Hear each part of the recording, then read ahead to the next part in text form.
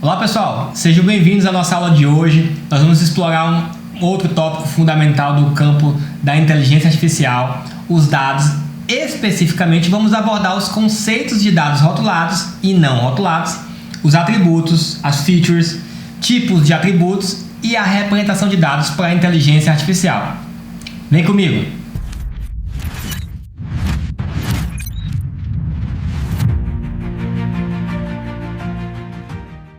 Primeiramente, vamos entender o que são dados rotulados e não rotulados. Imagine que você tem uma cesta cheia de frutas. Algumas são maçãs, outras são laranjas e algumas são bananas. Se cada fruta tiver um rótulo indicando o seu tipo, então você tem um conjunto de dados rotulados. Agora, se retirarmos esses rótulos deixando apenas as frutas, temos um conjunto de dados não rotulados. Na IA, esses rótulos são essenciais para treinar um modelo de aprendizado supervisionado, onde o algoritmo aprende a partir de exemplos previamente rotulados. Calma, que vamos ver esse conceito mais tarde nesse curso. Agora, vamos falar sobre atributos ou features. Atributos são as características distintas ou propriedades de uma observação que podem ser usadas para diferenciá-las das demais. No nosso exemplo da cesta de frutas, os atributos podem ser cor, tamanho, peso, textura de cada fruta.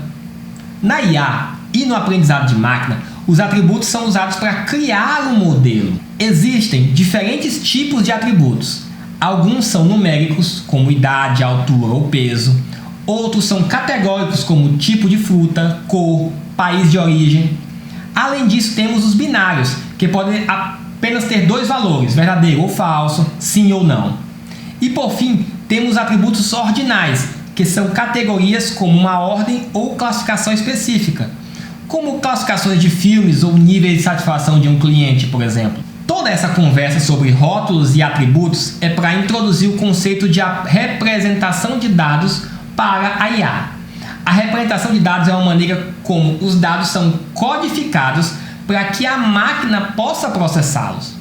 Por exemplo, uma imagem pode ser representada como uma matriz de pixels. Um texto pode ser representado como uma sequência de caracteres, e assim por diante.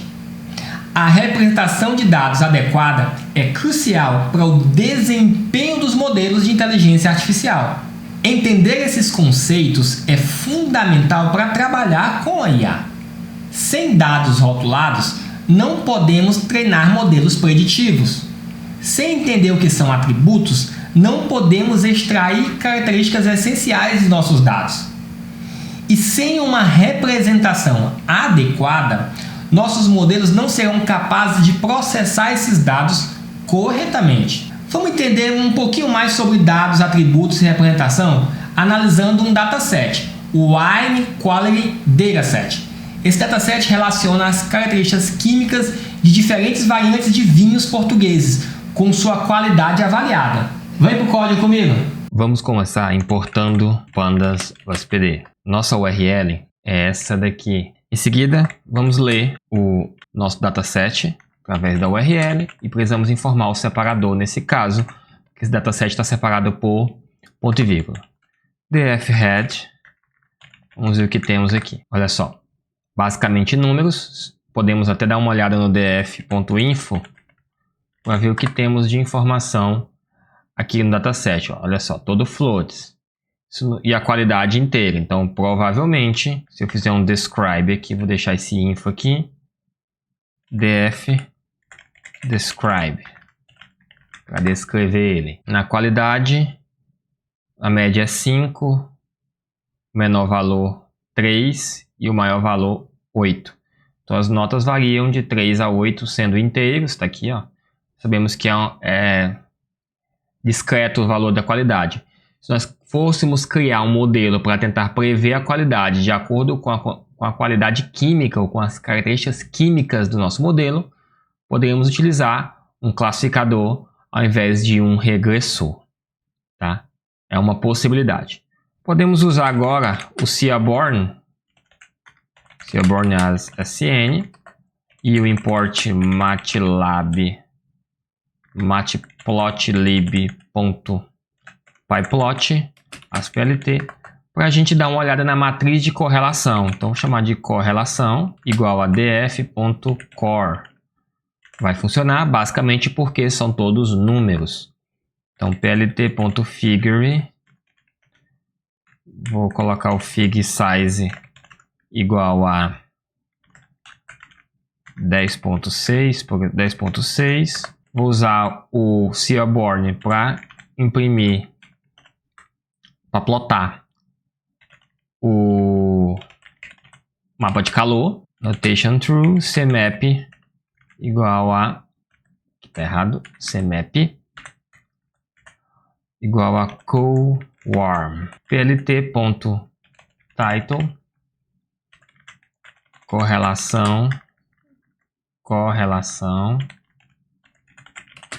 dos atributos do vinho branco. Para fechar, plt.show. A gente vai dar uma olhada no gráfico. Olha só, a diagonal sempre vai ser 1, tá? Porque é atributo com atributo. A gente já percebe que existe uma correlação positiva entre álcool e qualidade, tá vendo? 0.48. E uma correlação negativa entre qualidade e acidez, por exemplo. Uma qualidade negativa, uma correlação negativa entre o total de dióxido sulfúrico, algo assim. Tá? A gente pode dar uma olhada também no histograma em relação à distribuição dos valores dentro do nosso dataset. Para isso, a gente pode usar até o próprio history do data frame. Colocar fig size aqui é uma outra opção, tá? 12 por 10. Layout, eu vou colocar 4 linhas e 3 colunas. Acho que é o suficiente. plt.subtitle, distribuição de atributos. E aí o matplot que manda plotar. Está plotando cada um dos gráficos em relação a cada um dos atributos. Olha só. Mais ou menos uma distribuição normal. Também a distribuição normal. Essa aqui nem tanto. Esse aqui um pouquinho mais à esquerda. Aqui um pouquinho mais à esquerda. Aqui também. Então os dados aqui. A densidade. Distribuição normal. pH normal. E a qualidade não vai ter uma distribuição.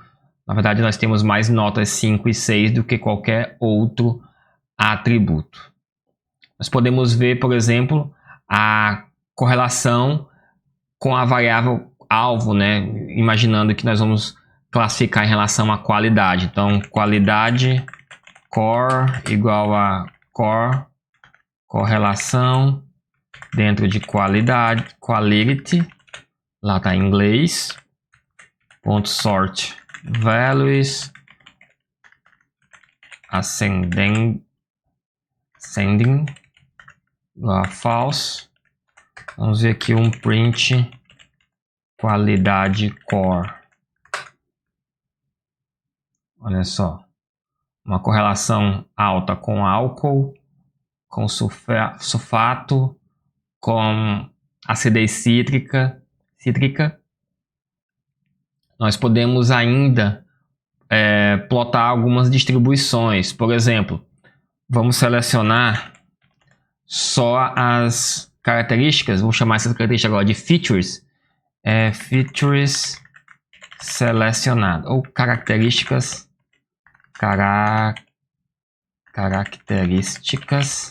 selecionadas igual a dentro da qualidade, que ela está ordenada, tá? Ponto index. Não quero a primeira porque o índice 0 é a própria qualidade, tá? E as 5 primeiras, os primeiros atributos. Vamos dar um plt.figure fig size. Colocar aqui 10,8. For i característica in enumerate. Enumerate gera um range numerado, né? dentro das características, tá? Eu vou fazer um PLT, um subplot 3, 2 e mais 1. Vou usar o Seaborn para plotar um scatterplot, no qual o x é igual a df da minha feature, característica, corrigir aqui o nome, e meu y é igual a df quality. Quero ver a relação através de um scatterplot entre cada uma das principais features com relação Pearson, em relação à qualidade. Quero separar isso, fazer uma análise. plt.title, usar o format aqui, relação entre a minha característica e a qualidade. Aqui tem um parênteses a mais. plt.title plt.show. Vamos ver como é a relação desses scatter plotters. Bom, muito mais à esquerda, e aí não existe uma correlação natural entre esses elementos, tá? A gente verifica que a qualidade é meio que homogênea em relação a cada um dos atributos. Nós podemos também fazer essa correlação executada aqui, pessoal, essa daqui é a correlação de Pearson. Existem várias outras correlações. Vamos testar uma segunda correlação, a correlação de Spearman. Vamos lá. Spearman _core igual a df.core, e eu vou usar o method igual a Spearman, tá? E vou plotar essa correlação. Fig size igual a 12,8. Mais uma vez vamos utilizar o mapa de calor do Seaborn, que é mais fácil com ele. Vamos plotar o Spearman Correlation, colocar o annotation true e o CMAP igual a coolWarm. plt.title, matriz de correlação Spearman, plt.show. Plotou, as relações meio que se mantêm. Relação de qualidade com álcool 0,48, já era 0,48 com Spearman. A de sulfato aumentou de 0,25 para 0,38, uma correlação positiva. Vamos ver a acidez menos 0,38 e diminuir um pouco para 0,39. Então, vamos dar uma olhada também, a outra informação importante, nós já estamos vendo um pouco que os atributos são minimamente correlatos, né? Sulfato, álcool, correlação positiva, e uma correlação negativa, clorídricos e acidez. São correlações negativas. Vamos dar uma olhada agora na dispersão desses atributos. Vamos ver um box plot. Então, plt.figure, vamos manter, vamos ver aqui df.boxplot, plt.xchicks rotation a 90 graus, para o boxplot ficar em pezinho. plt.title boxplot dos atributos, plt.show. Vamos ver se, olha só, interessante. Nós percebemos que existem muito outlier aqui dentro de dióxido sulfúrico, total de dióxido sulfúrico, então muito outlier superior, tá? Mas em geral os boxplots demonstram que os atributos são muito homogêneos entre si, exceto o açúcar residual, o dióxido sulfúrico e o dióxido sulfúrico livre e o total, eles possuem outliers gigantescos aqui, tá? Em algumas unidades. Esse é um ponto de inflexão, um ponto de observar. esses atributos que talvez eles tenham, esses outliers atrapalhem a nossa análise, atrapalhem o nosso modelo, tá ok? Bom, além disso, nós precisamos ver outra informação bem importante, é a distribuição de classes. A gente já tem até um prelúdio aqui, tá? Vamos dar uma olhada um pouquinho maior sobre essa distribuição aqui. Como que a gente faz isso? Vamos criar mais um boxplot. Então, qualidade contagem de qualidade vai ser igual a df quality.value counts. Eu vou contar a quantidade de cada elemento dentro do atributo quality, tá? Então, se a gente der uma olhada aqui, ó, em contagem qualidade, vamos dar uma olhada, ó. Vou botar completo. Vai mostrar, existem 681 com a qualidade 5, 638 com a qualidade 6 e 199 com 7. Então, isso quer dizer o quê? Que a grande maioria dos vinhos dentro desse dataset de vinhos brancos, eles estão com nota entre 5 e 6. A gente plota isso para ficar, colocar num gráfico de análise ou num relatório de análise. Então, count, plot, o meu x é igual a quality, e o meu y, e aí não precisa colocar o y, data igual a df. plt.title distribuição de notas plt.show. Olha só, aquele gráfico anterior agora maximizado, porque a gente agora visualiza claramente que as notas 5 e 6 são a grande maioria. Agora nós vamos fazer uma análise multivalorada de colinearidade. Então, a ideia da análise de multicolinearidade ocorre, a ideia é que quando uma ou mais variáveis independentes, que são os casos dos atributos químicos, em um modelo de regressão ou de classificação, se elas estão altamente correlacionadas entre si, isso pode ser problemático. Por quê? Porque torna difícil determinar a influência individual de cada uma das variáveis, independentes, sobre a variável final, que é a qualidade. Tocando em miúdos, se duas variáveis independentes, por exemplo, vamos pegar aqui densidade e pH, elas são altamente correlacionadas, elas carregam informações redundantes, o que pode, de fato, inflacionar os coeficientes do modelo quando usar essas duas variáveis, que pode gerar claramente interpretações errôneas. Para isso, a gente precisa ver como isso acontece no modelo. Vamos lá. Então, a gente usa um pacote chamado stats, models.stats.outliers influence, tá? E vamos importar um coeficiente chamado VIF, Variance Inflation Factor. Então, Variance Inflation Factor.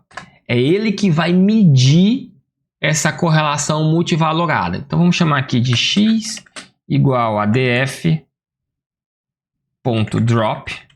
Eu vou dropar a qualidade, porque eu não quero que ela influencie. Essa é a variável que eu quero tentar predizer com inteligência artificial. Então, a nossa ideia, no final das contas, é criar um modelo de IA que consiga, baseado nos atributos originais, tentar predizer qual é a qualidade dele, qual vai ser a nota dele, dos críticos, enfim. Então, eu vou criar um Variance Inflation Factor DF, por exemplo. Vou criar um data frame vazio aqui. Tá? Eu vou fazer VF DF feature, ou característica poderia ser, é igual a x.columns. Quero verificar para cada um dos atributos qual é o VIF dele. Então, e o que o VIF faz? VIF DF, vou chamar aqui de VIF, vai ser igual a um array desta função executada sobre os dados. x.values e for i in range x.shape de 1 até do shape 1. É a quantidade de linhas, né? Então, vou varrer todas as linhas do meu modelo e vou calcular o fator de variância, de inflação de variância para cada um dos valores de cada linha, tá bom? E aí, vou executar tudo aqui, tudo executado, e eu vou dar um print VIF DF. Nem precisa do print, porque a última linha vai ser executada. Olha só. 74, 17, 9, aqui álcool 124, pH 1070, densidade 1479, e olha que interessante. Quando nós temos um grande número de outliers, o VIF tende a ser alto. E aí, o que a gente interpreta disso aqui, desse VIF? Primeiro, se o VIF, se o fator de inflação da variância ela é igual a 1, então, eu vou até colocar um comentário aqui, ó. Se VIF igual a 1, então não há correlação entre a variável e as outras variáveis. Então, entre a variável acid e todas as outras, se fosse 1 aqui, ela não tinha nenhuma variação, ela é totalmente independente, tá? Se VIF é maior do que 1 e é menor do que 5, há uma correlação moderada. Correlação moderada. Mas não é um problema, ou seja, a gente pode até, por hipótese, inferir que essa variável ela é totalmente independente. Se 5 menor ou igual a VIF e menor ou igual a 10, sugere que há alta correlação.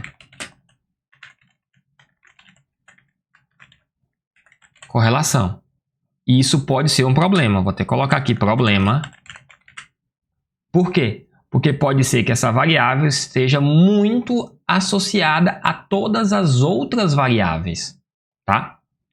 E aí, se VIF maior do que 10, aí isso aqui indica uma multicolinearidade severa. Ou seja, isso quer dizer que essa variável é extremamente ligada a uma ou mais variáveis da mesma linha. Ou seja, a acidez fixada está muito ligada a algumas dessas outras variáveis. Ou seja, quando uma aumenta, a outra também aumenta. Então, nós temos aqui um problema, porque exceto o açúcar residual, que está com 4, ou seja, é uma correlação moderada com o restante, todas as outras variáveis elas estão extremamente correlacionadas. Então, a independência aqui não existe. O que quer dizer que, dependendo do modelo de inteligência artificial que você adote, os resultados tendem a ser desastrosos. Por exemplo, se você utilizar um Naive Bayes, que nós vamos ver no futuro bem próximo, esse modelo tende a ser extremamente ruim, porque ele pressupõe uma independência estrita entre as variáveis. E aí, para a gente lidar com a multicolinearidade, a gente pode seguir algumas abordagens. Primeiro, remover as variáveis com valores altos, né? Tudo que estiver acima de 10, joga fora. Isso pode ser um problema, porque a gente pode estar jogando fora variáveis que são extremamente e subjetivamente indicam a qualidade de um produto. Tá? Então, a gente jogar fora atributos deve ser sempre uma das últimas opções, ok? Mas a gente pode fazer alguma transformação de variáveis também para tentar, de alguma forma, utilizando um método computacional, desassociar um pouco essas variáveis. Então a gente pode aplicar técnicas de transformação como o PCA, que é a análise de componentes principais ou primários, para reduzir a dimensionalidade. Então nós temos aqui 10 atributos, tá? 11 atributos. Reduzir essa dimensionalidade e, consequentemente, tentar diminuir a multicolinearidade. Vai ser a opção que nós vamos utilizar agora para tentar mitigar esse problema. Vamos lá. Então, pela primeira vez, nós vamos utilizar uma biblioteca criada para a inteligência artificial chamada scikit-learn. sklearn. Vamos chamar o método decomposition e importar o PCA, que é a análise de componentes principais, tá? Nós vamos também chamar o sklearn o preprocessing e importar o standard scholar. Por quê? Vamos dar uma olhada nos dados. Lá em cima, nós vamos perceber que os dados eles estão em escalas diferentes. Então, ó, fixed acidity 7.4, 7, 11, tem um número decimal entre 0 e 10. A volatilidade ácida está entre 0 e 1. O açúcar residual está entre 0 e 5, se não me falha a memória. Açúcar residual, ó. O mínimo é 0.9 e o máximo é 15. Então está em uma escala de 0 a 15. Esse outro atributo, clorides, ele está entre 0.01 e 0.6. O dióxido sulfúrico livre, ele está entre 1 e 72. O total de óxido entre 6 e 289. O que eu quero dizer existe uma escala diferente entre os valores. Então, você aplica fórmulas matemáticas em atributos de escalas diferentes, a tendência é que um atributo valore para cima ou para baixo o valor da função e tende a ter mais peso naquela função, tá bom? Então, para a gente evitar esse problema, nós vamos normalizar, escalar os dados, colocar tudo na mesma